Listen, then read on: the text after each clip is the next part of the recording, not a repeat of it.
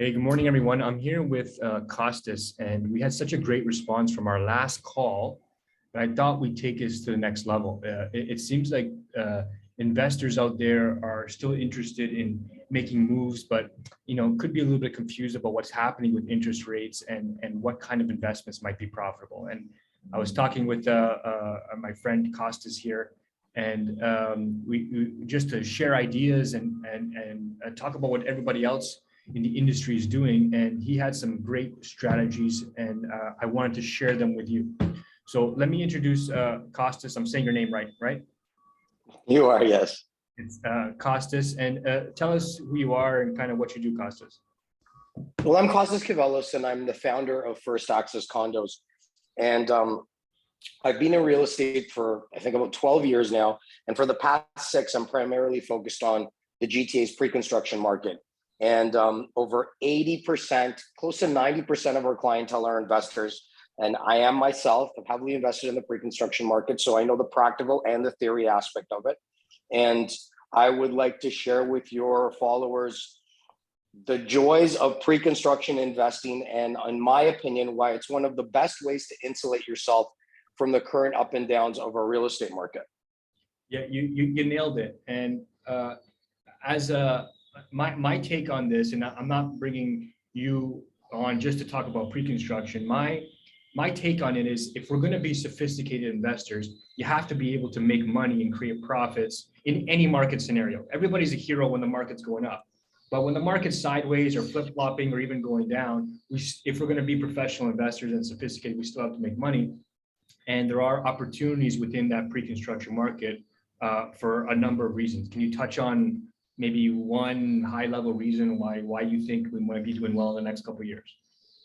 Well, see, everybody has the misconception that fortunes are made when everything's good, and it's quite the opposite.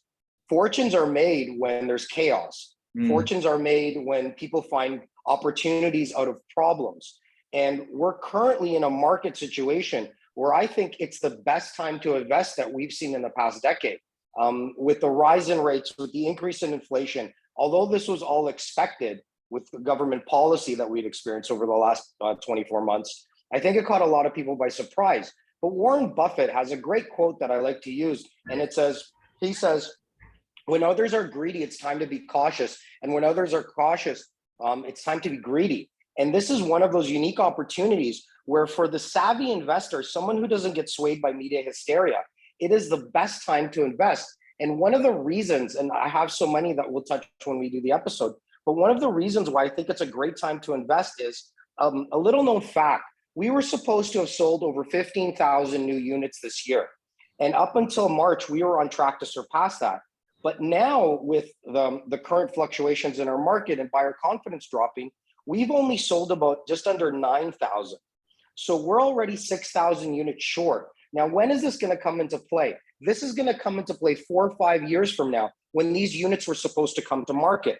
So depending on which big think tank you listen to, but on average, across the board, we're short 30,000 new units to the GTA every year. Now, if you add 6, 12, 15,000 additional shortage in 4 to 5 years, then for those that have actually purchased now, when their new product comes to market, they're going to be entering a market where there's an even greater demand and lower supply than expected. So if supply drops and you're one of the people that has that product, but as we know, demand increased due to immigration levels, then your condo in this case will be worth so much more. That's a great point, Costas, and it's fantastic to come from your unique perspective in the pre-construction market. Most of our listeners and followers know about supply and demand constraints because we talk about that all the time. But I think people might forget that the condo market and the pre-construction market, and correct me if I'm wrong here, but our numbers have always told us that the pre-construction units that come on the market, they're filling a part, not all, but they're filling a part of the void where the purpose-built rental market has lacked. We're not building not even close to enough purpose-built rental units or rental buildings, and all these new units that are coming on the market are kind of filling that void. They're filling some of the demand that we need for rental units.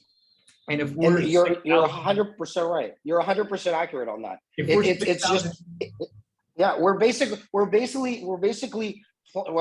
If you think about that old fairy tale where a dam would start to pop leaks and a boy would start trying to use his fingers and his thumbs to fill it. That's exactly what pre-construction's trying to do. And the dam is bursting in the GTA. It has been for years. And we're trying to fill it with investors taking the place of government and other members of the industry, as we do not have anywhere near the amount of purpose-built rental. So come in the pre-construction condo investor who rents out their unit, and yet vacancies now in Toronto are well below 1%. Okay, we have a huge crisis when it comes to the rental market.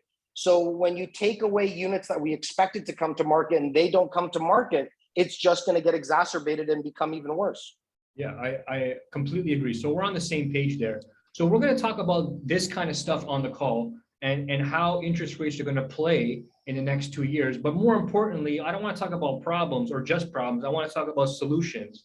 And we're going to give you some solutions that I'm doing, that Costas is doing, that some high-level people that I know are doing. And we're going to give you some solutions that you can act on kind of right away. We're going to talk about some opportunities and what others are doing to mitigate the risk. A big point, and I want to finish it with this, and I want to hear your comments also, is inflation is playing a big role with this interest rate. So we have interest rates creeping up and we have inflation kind of rocketing. So it's never a bad idea to have cash in the bank, but you have to be able to do something with it. If you got 100, 200, 500,000 in the bank and inflation's ripping at 10%, and we know it's probably a lot more than that, but let's just say 10%. You know, you're losing, if you got 100 grand in the bank, you're losing $10,000 of purchasing power every year that you just sit around and do nothing. What's worse, if you think in small chunks, if you're losing 10,000 in a year, you're losing 5,000 in 6 months. So if you don't do nothing between now and Christmas, you cost yourself $5,000 worth of Christmas gifts. You know what I mean? So it's very true. And a lot of times when we talk about money, as we help guide a lot of investors, we become insensitive to the reality of the matter because they become just numbers. But for the average individual, if you're lucky to have $100,000, $200,000 saved and you're losing 10% of its value year over year, that's a significant loss that many people can't recover from. So the old term cash is king doesn't really apply when in the high inflationary times like now, current. So what we have to do is we have to find a safeguard for that money that we've worked really, really hard to save up. And when you look at the pre-construction market and the scarcity of real estate and housing in the GTA, it is one avenue that'll be very, very profitable and will save a lot of families.